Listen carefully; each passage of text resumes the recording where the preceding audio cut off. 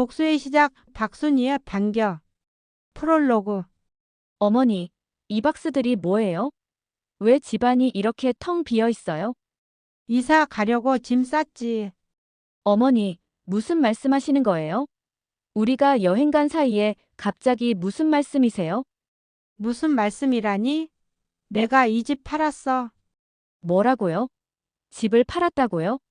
어머니, 저희 어떻게 하라고요? 알아서 하거라. 그동안 나한테 한 것처럼. 제1장 숨겨진 진실. 안녕하세요. 저는 74, 인천에 사는 박순이에요. 30년간 가사 도우미로 일하며 아들 하나를 키웠죠. 그런데 더 이상 참을 수 없어서 이 같은 선택을 하게 되었어요. 아니, 정확히는 복수를 시작했어요. 여러분, 제가 이런 선택을 하게 된 이유가 궁금하시죠? 그런데 이야기 시작하기 전에 혹시 구독과 좋아요 눌러주셨나요? 이번 이야기는 정말 충격적일 거예요. 사실 제 선택의 결정적 계기는 따로 있었어요. 그날도 평범한 날이었죠. 새벽 5시 30분에 일어나 손녀들 도시락을 싸고 아침 준비를 하는데 며느리 수경이의 휴대폰에서 알람이 계속 울렸어요. 평소 같으면 그냥 지나쳤을 텐데 그날따라 이상하게 신경이 쓰였죠. 아직 자고 있는데 알람 소리에 깰 수도 있겠네. 그렇게 생각하며 알람을 끄려고 휴대폰을 집어 들었는데 화면에 떠 있는 카톡 메시지들이 보였어요. 자기야, 어제 정말 좋았어. 오늘도 만날 수 있어. 와이프한테 들키진 않았지? 걱정 마. 시어머니가 다 알아서 해주니까 완전 자유야 키읔키읔. 손이 덜덜 떨렸어요. 며느리가 바람을 피우고 있었던 거예요. 그것도 제가 집안일을 다 해주는 걸 이용해서. 더 충격적인 건 그 다음 메시지였어요. 요양원 알아보고 있어. 다음 달에는 시어머니 보내고 우리 자유롭게 만나자. 온몸에 소름이 돋았어요. 제가 허리 수술하고 몸이 안 좋아지니까 저를 요양원에 보내고 더 자유롭게 만나려고 계획했던 거예요. 그 순간 저는 결심했어요. 그래, 가만히 당하고만 있을 순 없지. 증거를 모아야 해. 제2장 증거 수집. 그날부터 저는 달라졌어요. 겉으로는 평소처럼 행동하면서도 몰래 증거를 모으기 시작했어요. 친구 경희한테 전화했죠. 경희야, 스마트폰으로 녹음하는 거 어떻게 해? 어머 순이야. 갑자기 왜? 무슨 일 있어? 응, 녹음할 게 좀 있어서. 경희가 사진 촬영, 동영상, 녹음하는 것까지 차근차근 알려줬어요. 심지어 작은 녹음기까지 빌려줬어요. 순이야, 혹시 며느리가 또 뭐라고 했어? 말 못할 일이야. 며칠 동안 저는 조용히 관찰했어요. 수경이는 매주 화요일과 목요일 오후 20면 필라테스 간다며 나갔어요. 그런데 이상했죠. 운동복도 안 챙기고 화장을 진하게 하고 향수를 뿌리고 어느 목요일 저는 용기를 냈어요. 수경아, 오늘 필라테스 가니? 네, 어머니. 저녁 6시까지는 돌아올게요. 그래, 다녀와. 수경이가 나간 후 30분쯤 지났을 때 저도 집을 나섰어요. 택시를 타고 수경이를 따라갔죠. 수경이가 간 곳은 필라테스 학원이 아니었어요. 강남의 한 고급 호텔이었어요. 손이 떨렸지만 저는 휴대폰을 꺼내 사진을 찍었어요. 수경이가 한 남자와 팔짱을 끼고 호텔로 들어가는 모습을, 그 남자의 얼굴도 선명하게. 집으로 돌아오는 길 갑자기 눈물이 났어요. 내 아들은 이런 것도 모르고 열심히 일하고 있겠지. 하지만 동시에 분노가 치솟았어요. 나를 이용해서 바람을 피우다니. 절대 그냥 두지 않을 거야. 제3장 며느리의 본색. 그 후로도 증거는 계속 쌓여갔어요. 굴릴수록 커지는 눈덩이처럼. 수경이와 그 남자의 호텔 출입 사진, 문자 메시지 캡처, 전화 통화 녹음, 그리고 결정적인 증거를 발견했어요. 수경이 방을 청소하다가 서랍 깊숙이 숨겨진 통장을 발견한 거예요. 제 명의로 만들어진 통장이었는데 잔액이 9천만 원이나 빠져 있었어요. 아이, 이게 다 뭐지? 자세히 보니 수경이가 제 도장을 몰래 찍어서 제 명의로 대출을 받았더라고요. 그것도 1년 전부터. 손이 부들부들 떨렸어요. 그 돈으로 뭘 했을까 싶어서 통장 내역을 보니 명품 가방, 성형외과, 호스트바, 나이트클럽, 모텔, 여기저기 맛집, 고급 레스토랑, 호텔 비용 전부 그런데 쓴 거였어요. 제 명의로 받은 대출금을. 이건 범죄잖아. 친구 경희한테 바로 전화했어요. 경희야, 큰일 났어. 수경이가 내 명의로 대출을 받았어. 뭐? 그건 사기야. 바로 신고해야 해. 아니야. 더 확실한 증거를 모아야 해. 그리고 저는 결심했어요. 이번 기회에 모든 걸 끝내야 해. 제4장 함정. 제주도 여행을 가기 전날 밤이었어요. 아들 준서가 말했죠. 엄마, 우리 이번에 제주도 여행 가려고 해요. 3박 4일 정도요. 나도 같이 가는 거니? 엄마는 집에서 편히 쉬세요. 저희끼리 가족 여행하려고요. 그 순간 수경이가 슬쩍 웃는 게 보였어요. 가족 여행? 그래, 나는 가족도 아니구나. 하지만 저는 침착하게 대답했어요. 그래, 좋아. 조심히 다녀와. 그날 밤 저는 완벽한 계획을 세웠어요. 아들 가족이 제주도로 떠나는 동안 저도 움직이기로 한 거죠. 부동산에 전화해서 집을 내놨어요. 금매로. 빨리 팔아주세요. 일주일 안에요. 알겠습니다, 할머니. 이 아파트는 재건축 예정이라 금방 나갈 거예요. 그리고 변호사 사무실에도 연락했어요. 며느리가 제 명의로 무단 대출을 받았어요. 증거는 다 있습니다. 그건 명백한 사문서 위조와 사기죄입니다. 고소하시겠습니까? 일단 보류하겠습니다. 타이밍을 봐서 할게요. 모든 준비가 끝났어요. 제5장 돌아온 가족, 그리고 반전. 3박 4일 후 아들 가족이 돌아왔어요. 현관문을 열고 들어서는 순간 수경이의 얼굴이 하얗게 질렸어요. 어머니, 이 박스들이 뭐예요? 이사 가려고 짐 쌌지. 네. 무슨 말씀이세요? 내가 이 집 팔았어. 순간 수경이의 얼굴에서 혈색이 싹 사라졌어요. 뭐라고요? 집을 팔았다고요? 아들 준서도 충격받은 표정이었죠. 엄마, 무슨 말씀이세요? 갑자기 왜? 갑자기? 천천히 계획한 거지. 저는 침착하게 말을 이었어요. 그동안 나한테 어떻게 했는지 기억나니? 가정부 취급하고 요양원 보내려고 하고. 수경이가 급하게 끼어들었어요. 어머니. 그건 오해예요. 저희가 그런 적 없어요. 오해? 저는 냉정하게 웃었어요. 그럼 이것도 오해니? 제가 휴대폰을 꺼내 보여줬어요. 수경이가 남자와 호텔에 들어가는 사진을. 순간 거실이 얼어붙었어요. 이건 준서가 휴대폰을 빼앗아 보더니 온몸이 떨리기 시작했어요.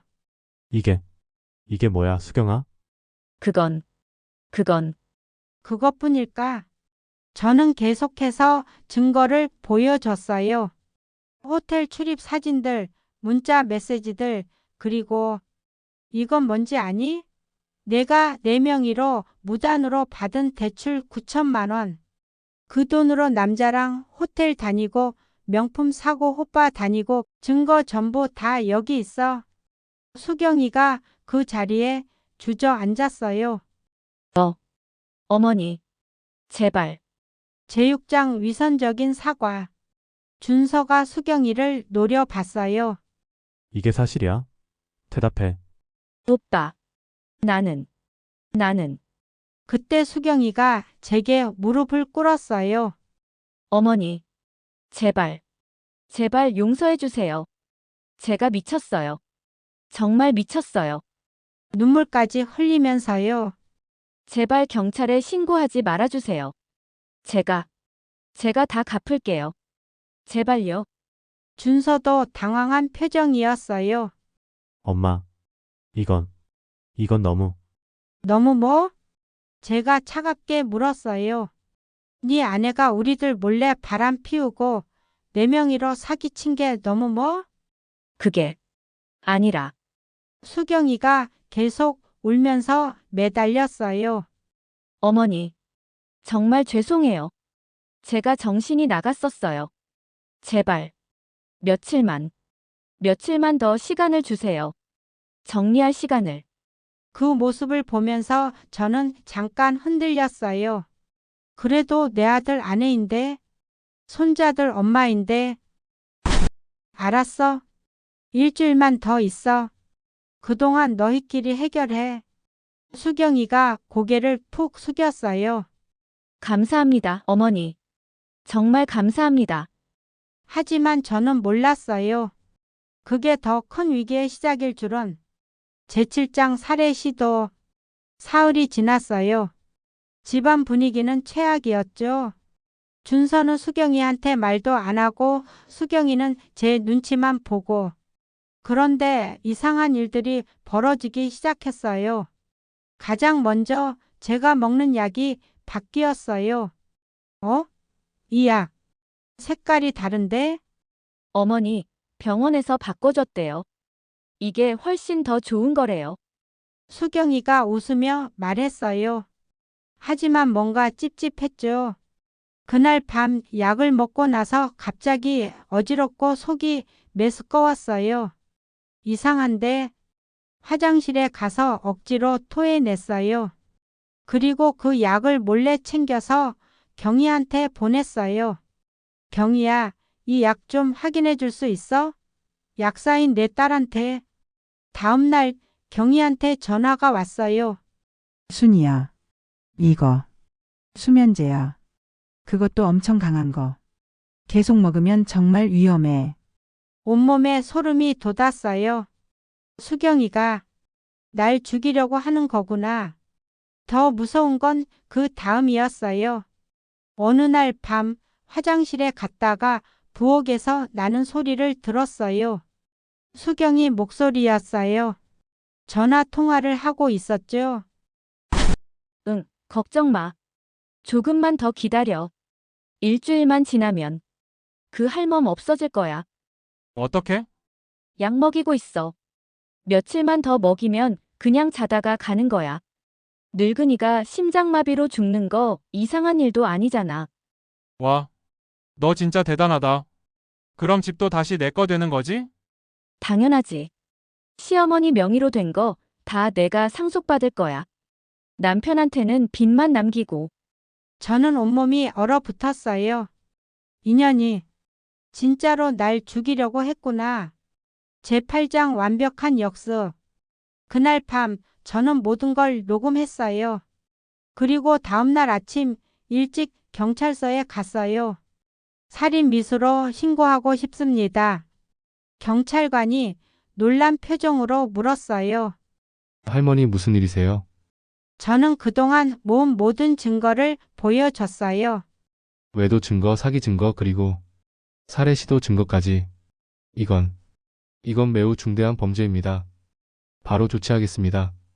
그날 오후였어요. 경찰이 집으로 왔어요. 박수경 씨 계십니까? 사문서 위조, 사기 그리고 살인 미수 혐의로 체포합니다. 수경이의 얼굴이 새하얘졌어요. 뭐라고요? 살인 미수. 당신이 시어머니께 먹인 약 그리고 어젯밤 통화 내용 전부 녹음되어 있습니다. 어머니. 설마. 수경이가 저를 봤어요. 저는 차갑게 웃었죠. 놀랐니? 내가 날 무시하고 이용만 한 그 할멈이 이렇게 준비성이 좋을 줄은 몰랐지? 어머니. 제발. 이건 오해예요. 오해?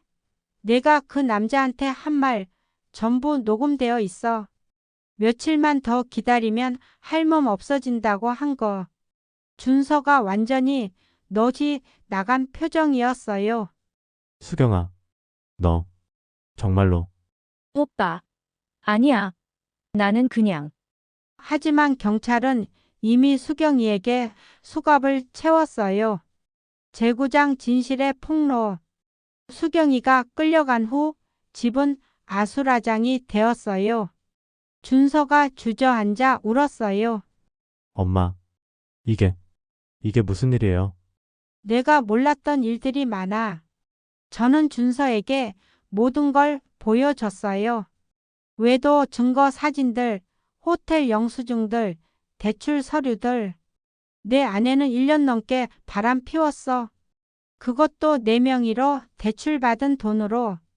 그리고 날 요양원으로 보내려고 했지. 아니, 그것도 모자라서 죽이려고 했어. 준서가 고개를 들지 못했어요. 엄마, 저는 정말 몰랐어요. 내가 몰랐던 게 아니야. 보려고 하지 않았던 거지. 그때 손녀들이 울면서 내려왔어요. 할머니, 엄마가 왜 경찰차에? 가슴이 아팠어요. 하지만 이건 꼭 필요한 일이었어요. 얘들아, 할머니가 설명해 줄게. 엄마가 잘못된 일을 아주 많이 했단다. 제10장 SNS 폭로와 여론. 사건은 거기서 끝나지 않았어요. 경위가 제안했거든요. 순이야, 이거 SNS에 올려. 세상 사람들이 알아야 해. 며느리한테 이런 일 당하는 시어머니가 얼마나 많은데. 처음에는 망설였어요. 그건 너무 심한 거 아닐까? 심해? 수경이가 너한테 한 짓이 심하지. 살해 시도까지 했잖아. 결국 저는 제 이야기를 유튜브에 올렸어요. 제목은 이렇게 붙였죠. 30년 헌신한 시어머니를 죽이려 한 며느리의 정체. 영상에는 모든 증거를 담았어요. 얼굴은 모자이크 처리했지만요. 반응은 폭발적이었어요. 하루 만에 조회수 100만, 댓글도 수천 개가 달렸어요. 이런 며느리는 감옥에서 썩어야 함. 시어머니가 너무 불쌍해요, 유유. 30년을 저렇게 헌신했는데 인간이 아니네. 저도 비슷한 일 당했어요. 용기 내주셔서 감사합니다. 언론에서도 연락이 왔어요. 할머니 인터뷰 해주실 수 있으세요? 이 사건이 사회적으로 큰 이슈가 되고 있습니다. 결국 저는 방송에도 나갔어요. 제11장 며느리의 몰락. 재판이 시작되었어요. 수경이는 끝까지 발악했죠. 저는 그냥 실수였어요. 시어머니를 죽이려던 게 아니라. 하지만 검사가 증거를 제시했어요. 피고인이 구입한 약물 내역, 통화 녹음, 그리고 여러 증인들의 진술. 이 모든 것이 계획적 살인 미수를 증명합니다. 판사도 단호했어요. 피고인 박수경은 시어머니를 30년간 가정부처럼 부리고 외도를 저지르고 명의를 도용해 사기를 치고 급기야 살해까지 시도했습니다. 이는 매우 중대한 범죄입니다. 피고인에게 징역 10년을 선고합니다. 법정에서 수경이가 비명을 질렀어요. 안 돼요. 재판장님, 저한테 아이들이 있어요. 하지만 판결은 번복되지 않았어요. 더 큰 충격은 그 다음이었어요.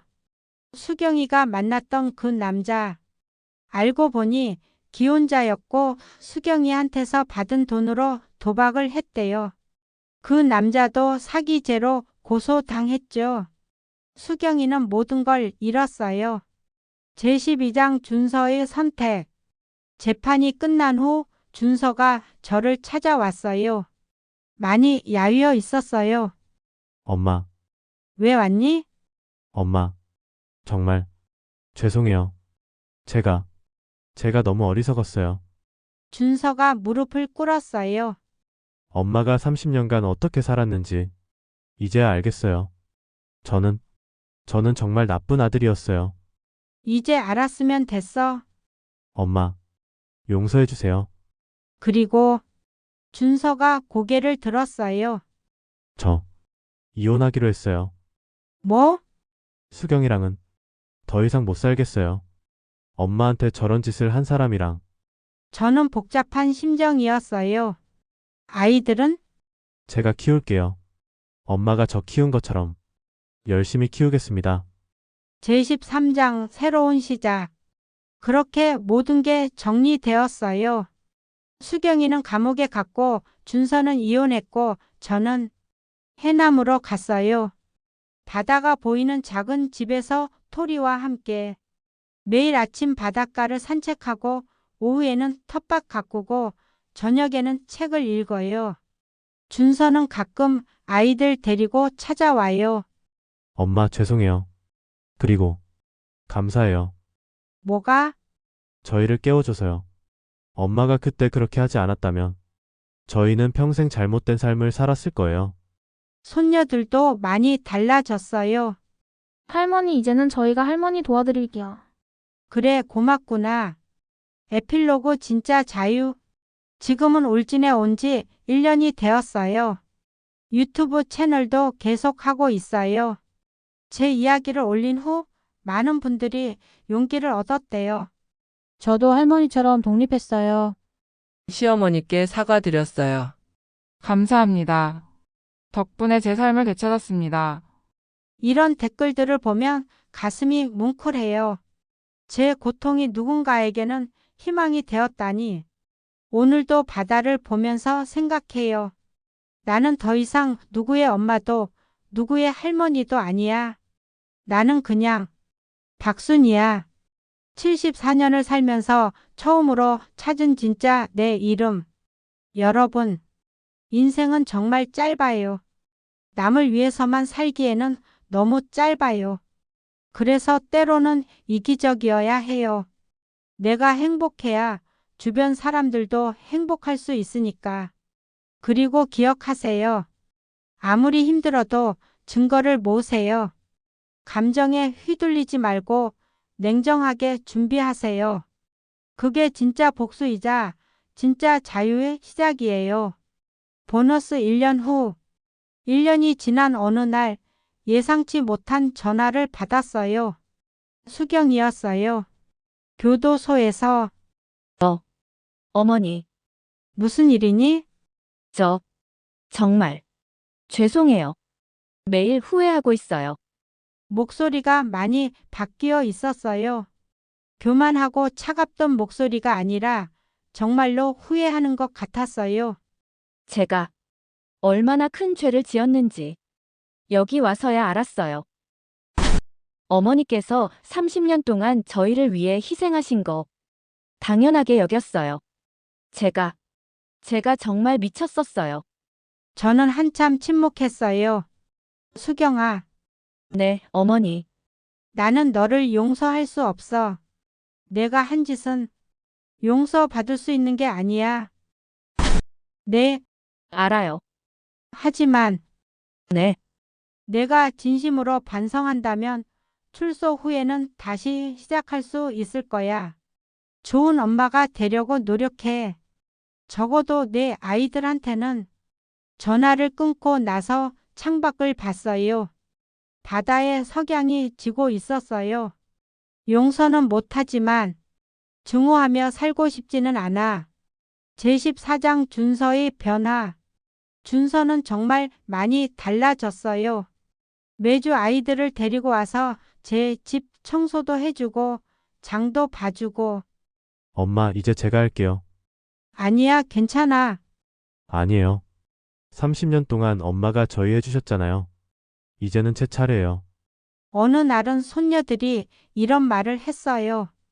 할머니, 우리 아빠가 요즘 매일 할머니 이야기해요. 그래? 응. 할머니가 얼마나 대단한 분인지 이제야 알았다고. 그리고 너희도 할머니처럼 당당한 사람이 되라고 했어요. 그 말을 듣는 순간 눈물이 났어요. 제가 원했던 건 이거였어요. 인정받고 존중받고 당당하게 사는 걸. 제15장 SNS 스타가 된 할머니. 제 유튜브 채널 박순이의 당당한 인생은 구독자 50만을 돌파했어요. 매주 올리는 영상마다 수만 개의 댓글이 달려요. 할머니 덕분에 용기 냈어요. 저도 시댁과 독립했습니다. 며느리인데 반성하게 되네요. 아들인데 우리 엄마한테 잘해야겠어요. 심지어 방송국에서 섭외도 들어왔어요. 할머니 토크쇼에 나와주시겠어요? 많은 분들이 할머니 이야기를 듣고 싶어 하세요. 처음에는 부담스러웠지만 결국 나가기로 했어요. 내 이야기가 누군가에게 도움이 된다면. 방송에서 MC가 물었어요. 할머니 후회되지 않으세요? 30년을 함께 산 가족인데. 저는 또렷하게 대답했어요. 후회 안 해요. 오히려 더 일찍 못한 게 후회되죠. 가장 하고 싶은 말씀이 있다면요? 여러분, 특히 어머니들과 할머니들께 말씀드리고 싶어요. 희생은 미덕이 아니에요. 당신의 삶은 당신 것이에요. 당당하게 사세요. 스튜디오에 박수가 터져 나왔어요. 제16장 법정에서의 마지막 대면. 수경이의 항소심 재판이 있었어요. 변호사가 정상 참작을 호소했지만 검사는 단호했어요. 피고인은 반성하는 척했지만 실제로는 피해자를 죽이려 했습니다. 이는 용납할 수 없습니다. 판사가 저를 증인석으로 불렀어요. 피해자께서는 피고인에 대해 어떻게 생각하십니까? 저는 수경이를 똑바로 쳐다봤어요. 제가 바라는 건 단 하나예요. 다시는 누구도 저처럼 당하지 않았으면 좋겠어요. 피고인의 형량에 대해서는요? 법이 정한 대로 받아야죠. 제가 감정적으로 판단할 문제가 아니라고 생각해요. 수경이가 고개를 떨구었어요. 결국 항소는 기각되었고 징역 10년이 확정되었어요. 제17장 새로운 사랑. 어느 날 바닷가를 산책하다가 한 할아버지를 만났어요. 토리, 이리 와. 제 강아지 토리가 그 할아버지 강아지와 놀고 있었어요. 죄송해요. 토리가 사람을 너무 좋아해서. 아니에요. 괜찮아요. 우리 보기도 친구가 필요했거든요. 그렇게 시작된 인연이었어요. 할아버지는 5년 전에 아내를 여의고 혼자 사신대요. 저도 할머니 유튜브 봤어요. 정말 대단하시더라고요. 에이, 별거 아니에요. 아니에요. 그 나이에 그렇게 당당하게 사시는 거 쉬운 일이 아니죠. 그날부터 자주 만나게 되었어요. 바닷가 산책도 함께 하고 차도 함께 마시고. 경희가 장난스럽게 물었어요. 순이야, 혹시 그 할아버지 뭐? 관심 있는 거 아니야? 에이, 무슨 소리야. 이 나이에. 나이가 무슨 상관이야? 인생은 지금부터야. 사실 마음이 설레는 건 사실이었어요. 74년을 살면서 처음 느끼는 제18장 손녀들의 편지. 어느 날 손녀들이 편지를 보냈어요. 할머니께 저희가 잘못했어요. 그동안 할머니가 해주신 모든 것들을 당연하게 생각했어요. 이제는 알아요. 할머니가 얼마나 힘들게 저희를 돌봐주셨는지. 아빠가 말했어요. 할머니는 저희의 영웅이라고. 할머니처럼 당당하고 멋진 사람이 되고 싶어요. 사랑해요, 할머니. 마이너스 윤서 서연 올림. 편지를 읽으면서 눈물이 났어요. 이게 제가 원했던 거였어요. 아이들이 제대로 된 가치관을 배우는 것. 당당함이 무엇인지, 존중이 무엇인지. 제19장 사회적 영향. 제 이야기는 점점 더 큰 파장을 일으켰어요. 국회에서도 논의가 시작되었어요. 노인 학대 방지법을 강화해야 합니다. 특히 가족에 의한 학대는 더욱 엄중히 처벌해야 합니다. 여성가족부에서도 연락이 왔어요. 할머니, 캠페인 홍보대사를 맡아주실 수 있으세요? 당당한 노년 캠페인입니다. 제가요? 네, 할머니의 이야기가 많은 분들에게 용기를 주고 있어요. 전국 각지에서 강연 요청도 들어왔어요. 노인복지관, 여성단체, 심지어 대학교에서도 저는 어디를 가든 똑같은 메시지를 전했어요. 여러분의 인생은 여러분 것입니다. 누구도 함부로 할 수 없어요. 제20장 며느리의 출소. 10년이 지나고 수경이가 출소했어요. 많이 변해 있었어요. 교만했던 얼굴은 온데간데없고 많이 수척해져 있었죠. 수경이가 절 찾아왔어요. 어머니, 왜 왔니? 죄송하다고 말씀드리러 왔어요. 10년 전에도 들었어. 그때는 거짓이었어요. 그냥 빨리 나가고 싶어서. 수경이가 무릎을 꿇었어요. 하지만 이제는 진심이에요. 제가 얼마나 큰 죄를 지었는지 매일매일 생각했어요. 용서해달라는 말은 안 할게요. 자격이 없다는 거 알아요. 그냥 죄송하다는 말만 하고 싶었어요. 저는 한참을 지켜봤어요. 수경아, 너한테 한 가지만 물어볼게. 왜 그랬어? 내가 뭘 잘못했니? 수경이가 울먹였어요. 어머니는 아무 잘못도 안 하셨어요. 제가 그냥 욕심이 많았어요. 자유롭고 싶었고, 돈도 갖고 싶었고. 그래서 날 죽이려고 했어? 제가 미쳤어요. 정말 인간이 아니었어요. 저는 깊게 숨을 들이쉬었어요. 수경아, 나는 너를 용서할 수 없어.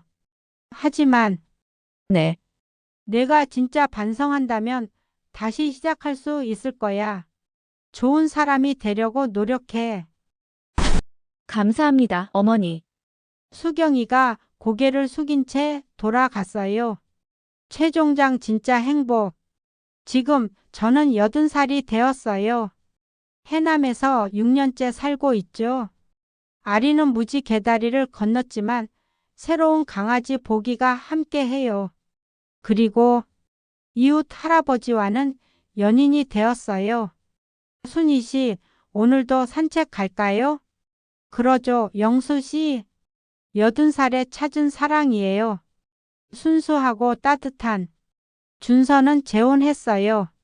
이번에는 정말 좋은 사람을 만났죠. 새 며느리는 저를 진심으로 존중해줘요. 어머니 편하게 지내세요. 저희는 저희가 알아서 할게요. 손녀들은 대학생이 되었어요. 할머니, 저 여성학 전공하기로 했어요. 할머니처럼 당당한 여성들을 연구하고 싶어요. 제 유튜브 채널은 구독자 200만을 돌파했어요. 매일 수백 개의 댓글이 달려요. 할머니 덕분에 인생이 바뀌었어요. 오늘도 바다를 보면서 생각해요. 내가 정말 잘했구나. 그때 용기를 냈던 것. 에필로그 당신에게 전하는 메시지. 여러분, 제 이야기를 끝까지 들어주셔서 감사해요. 제가 이 이야기를 나눈 이유는 단 하나예요. 당신의 인생은 당신 것이라는 것. 나이가 많든 적든, 엄마든 할머니든, 누구든, 당신은 존중받을 자격이 있어요. 행복할 자격이 있어요. 당당할 자격이 있어요. 만약 지금 힘든 상황이라면 기억하세요. 증거를 모으세요. 냉정하게 준비하세요. 그리고 용기를 내세요. 변화는 언제나 가능해요. 74살에 제가 했는데 당신이라고 못할 게 뭐예요? 인생은 정말 짧아요. 남을 위해서만 살기에는 너무 짧아요. 이제는 당신을 위해 사세요. 당당하게, 떳떳하게. 그게 진짜 행복의 시작이에요. 마이너스 박순이 올림. PS. 혹시 비슷한 상황에 계신다면 댓글로 이야기 나눠요. 우리 서로 응원해요. 그리고 구독과 좋아요도 잊지 마세요. 여러분의 작은 관심이 누군가에게는 큰 용기가 될 수 있으니까요. 오늘도 행복하세요. 그리고 기억하세요. 당신은 충분히 가치 있는 사람이에요. 영상 종료. 보너스 마이너스 10년 후. 10년이 흘렀어요. 저는 이제 84살. 영수 씨와는 결혼했어요. 네, 80살에 결혼식을 올렸죠. 인생의 늦은 때란 없다는 걸 몸소 증명했어요. 준서는 이제 훌륭한 아버지가 되었고 손녀들은 사회에서 당당한 여성으로 살아가고 있어요. 수경이는 조용히 살고 있대요. 가끔 손녀들 만나러 온다는 소식을 들어요. 제 유튜브 채널은 여전히 운영 중이에요. 이제는 영수 씨와 함께 찍어요. 할머니 할아버지의 당당한 노년 일기. 그리고 제가 쓴 책 74세 나는 다시 태어났다는 베스트셀러가 되었어요. 인쇄로 노인학대 피해자들을 위한 쉼터도 만들었고요. 순인의 쉼터라고요. 매년 수백 명의 어르신들이 이곳에서 새로운 삶을 시작해요. 오늘도 바다를 보면서 생각해요. 나는 정말 잘 살았구나. 여러분도 그런 인생을 사시길 바라요. 당당하고 떳떳하고 행복한 인생. 끝.